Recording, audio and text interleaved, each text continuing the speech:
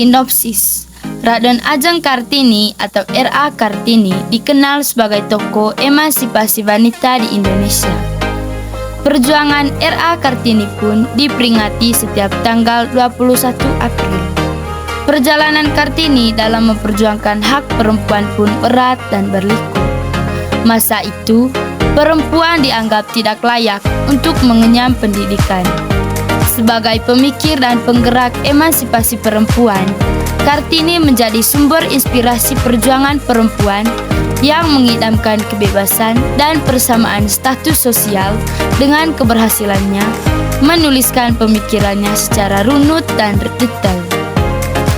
Ibu Kartini juga sangat erat kaitannya dengan isu gender di masa kini.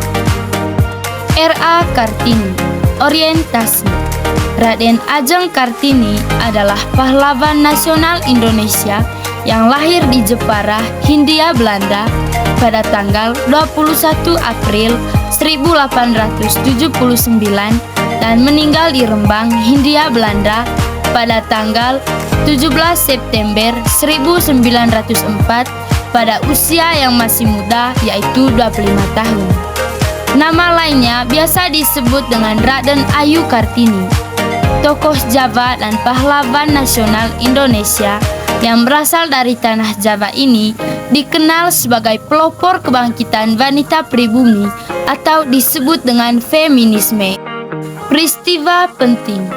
Raden Ajeng Kartini merupakan seorang wanita yang berasal dari kelas bangsawan Jawa. Nama ayah Kartini adalah Aryo Sosroningrat.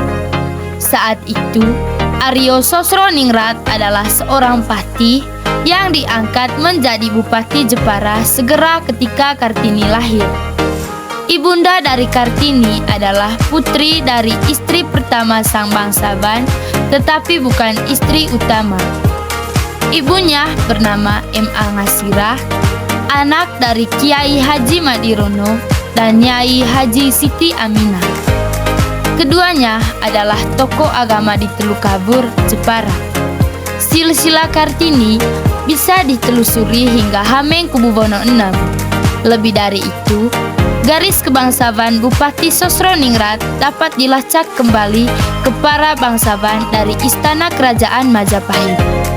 Sejak Pangeran Dangirin menjabat sebagai bupati di Surabaya pada abad ke-18, leluhur Sosroningrat menjabat banyak posisi berpengaruh di Pangreh Praja. Ayah Kartini dulunya adalah seorang vedana di Mayong. Peraturan Hindia Belanda waktu itu mewajibkan seorang bupati agar beristrikan seorang bangsawan. Karena M.A. Ngasirah tidak memiliki garis bangsawan tinggi, maka ayah Kartini menikah lagi dengan Raden Ajeng Worjan yang merupakan keturunan langsung dari Raja Madura. Setelah pernikahan itu, maka ayah Kartini berhasil menjadi bupati di Jepara, menggantikan kedudukan ayah kandung R.A. Worjan yang bernama R.A.A. Jitro Wikromo. Kartini adalah anak kelima dari 11 bersaudara kandung dan tiri. Dari semua saudara sekandung, Kartini merupakan kakak perempuan tertua. Kakek dari Kartini yang bernama Pangeran Aryo Jondro Negoro V diangkat menjadi bupati ketika usia 25 tahun dan terkenal pada pertengahan abad ke-19 sebagai salah satu bupati yang memberi pendidikan khas barat kepada anak-anaknya.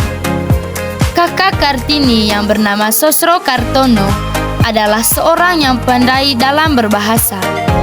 Sampai usia 12 tahun, Kartini mengenyam pendidikan di LSE atau Europe Slagre School. Salah satu pelajaran yang dipelajari oleh Kartini adalah bahasa Belanda. Tetapi setelah usia 12 tahun, Kartini dilarang meninggalkan rumah karena sudah bisa dipingit. Karena Kartini fasih dalam bahasa Belanda, maka di hari-hari pingitnya, ia mulai belajar sendiri dan mengirim surat kepada teman-teman korespondensinya yang berasal dari Belanda. Salah satu sahabatnya adalah Rosa Abendanon yang banyak mendukungnya. Dari koran, buku-buku, dan majalah Eropa, Kartini mulai tertarik pada kemajuan berpikir perempuan Eropa atau feminisme modern. Timbul cita-citanya untuk memajukan pemikiran perempuan pribumi karena menurutnya perempuan pribumi di era Hindia Belanda yang berada pada status sosial yang cukup rendah. Pada tahun 1903, saat Kartini berusia sekitar 24 tahun, impian untuk meneruskan studi menjadi guru di tanah Betawi pun sudah sirna. Dalam sebuah surat kepada Nyonya Abendanon, Kartini berkata bahwa dirinya tidak berniat lagi untuk meneruskan studi karena ia sudah akan menikah. Padahal waktu itu pihak Departemen Pendidikan di Belanda sudah membuka peluang untuk Kartini dan Rukmini agar bisa belajar di Betawi. Reorientasi. Saat menjelang hari pernikahannya, penilaian Kartini terhadap nilai-nilai di adat Jawa mulai melunak dan menjadi lebih toleran. Ia berpendapat bahwa pernikahan akan memberikan berkah tersendiri agar bisa mewujudkan impian untuk mendirikan sekolah bagi perempuan pribumi di era Hindia Belanda.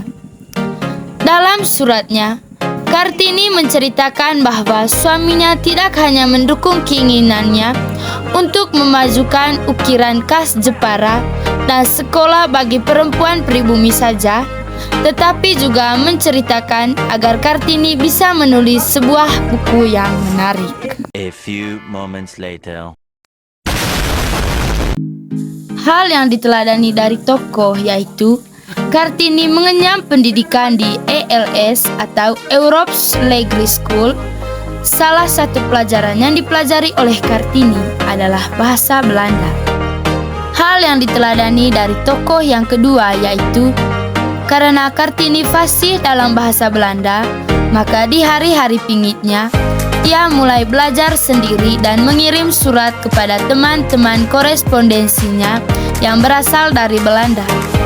Salah satu sahabatnya adalah Rosa Abendanon yang banyak mendukungnya dari koran, buku-buku, dan majalah Eropa. Kartini mulai tertarik pada kemajuan berpikir perempuan Eropa atau feminisme modern. Timbul cita-citanya untuk memajukan pemikiran perempuan pribumi karena menurutnya perempuan pribumi di era Hindia Belanda berada pada status sosial yang cukup rendah. Hal yang diteladani dari tokoh yang ketiga yaitu pada tahun 1903, saat Kartini berusia sekitar 24 tahun, impian untuk meneruskan studi menjadi guru di tanah Betawi pun sudah sirna.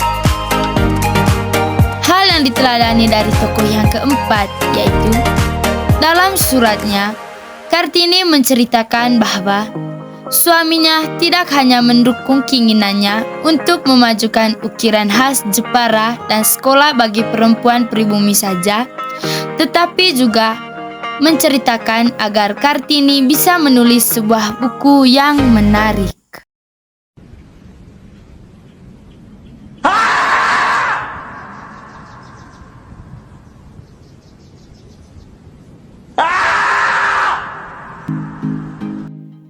Kata serapan yang terdapat dalam cerita R.A. Kartini yaitu yang pertama bangsawan. Bangsawan adalah seseorang dari kelas penguasa. Biasanya mereka yang mempunyai bangsawan, uang, atau keduanya. Yang kedua, feminisme. Feminisme ditinjau secara etimologis berasal dari bahasa Latin femina yang berarti perempuan. Yang ketiga, suatu kalimat yang fasih merupakan kalimat yang jelas akan maknanya, mudah bahasanya, dan balik dalam susunannya. Yang keempat, pingit. Pingitan adalah prosesi sebelum menikah yang harus dijalankan pengantin wanita. Yang kelima, silsilah. Silsilah adalah catatan atau daftar garis keturunan dan hubungan keluarga antara individu-individu dalam suatu keluarga atau kerabat. Yang keenam, korespondensi. Korespondensi adalah suatu kegiatan surat menyurat yang dilakukan oleh seorang individu kepada pihak lain.